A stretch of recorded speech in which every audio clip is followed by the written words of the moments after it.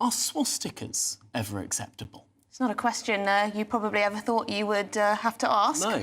But a Met police officer policing a pro-Palestine protest over the weekend was filmed telling a Jewish woman that using the symbol could be acceptable when taken into context. So let's have a listen. You'd like to walk with me because I can point these people out to you. And again, I was told when I asked that a swastika was not necessarily anti-Semitic or disruptive to public worship. That doesn't seem right to me. Everything needs to be taken in context, doesn't it? Yeah, but it's a context of why does the swastika need context?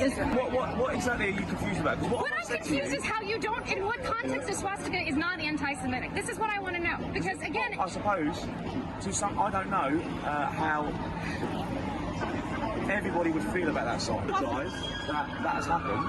I'm here working to the branch commander, and it is not my responsibility, unfortunately, my role, to walk down the road. Fairly extraordinary conversations. Now, we haven't seen the full context of that conversation, and, of course, context is everything. It doesn't look good. No. Now, joining us is the Director of Investigations and Enforcement at the Campaign Against Anti-Semitism, Stephen Silverman. Stephen, how concerned are you when you sort of hear those conversations that images of swastikas on these marches must be taken in context? Good afternoon, Tom, Emily. This raises two extraordinarily concerning issues. The first is that if we have police officers on our streets who are unable to say unequivocally that the symbol that is synonymous with the attempt to exterminate the entire European Jewish population by the Nazis, if they cannot say that is unequivocally anti-Semitic, we are in very, very serious trouble. The second issue that it raises is that we now have policing by context. We appear to have abandoned on-the-spot policing. We were told that a genocidal chant that we have been gaslit about time and time again, we have been told that that chant, in some contexts, is acceptable. We have been told that there is a context in which calling for violent jihad on the streets of our capital is acceptable. It depends on the context. And now we have been told that the symbol that is associated with the discrimination, the murder, the herding onto trains, and the gassing of millions of Jews is possibly not anti-Semitic, depending on context. How on earth have we arrived here?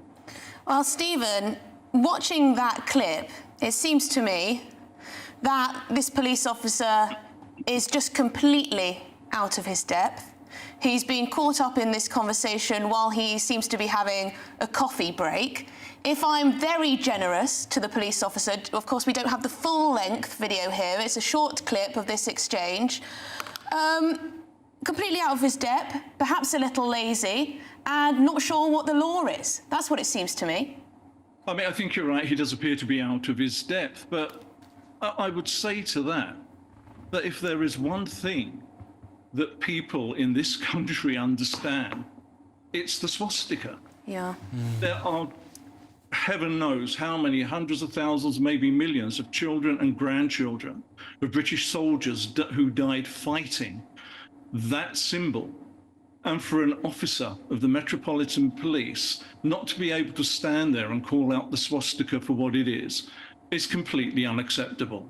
Now, we don't know if this is ignorance or if he's been put between a rock and a hard place because of the policing by contact strategy that has been set out by the Commissioner of the Metropolitan Police, Mark Rowley. Either way, we're heading down a very, very dangerous path. I think everyone can accept that seeing a swastika on one of these marches is chilling and frankly, the worst possible taste. I have seen some of these signs that use swastikas almost to compare what the Jewish state is doing now to the actions of the Nazis in the 1930s and 1940s. Not so much to say that the Jews should be exterminated, but to say that Israel is acting like the Nazis. Now, again, that is an anti-Semitic trope. It's wrong. But I wonder, where does the bound of free speech, where does the boundary of free speech sit here? Should people be allowed to really expose their movement for ignorance and poor taste under the law, or should they not? Is this a free speech issue? Oh, well, look, I mean, free speech has never been an unqualified right. Yes, everyone has freedom of expression, but as soon as that begins to impinge on other people's rights, it becomes a problem. And when it is used in order to carry out expressions of hatred of the Jewish people, I'm afraid, you know, the rights of any minority that is being discriminated against and openly hated, they trump that right. And, you know, I understand that, you know, that is different in places like the United States, but here, that is the situation. Yeah, well, thank you very much indeed for your time. Stephen Silverman from the Campaign Against Anti-Semitism, great to speak to you. I do think we just have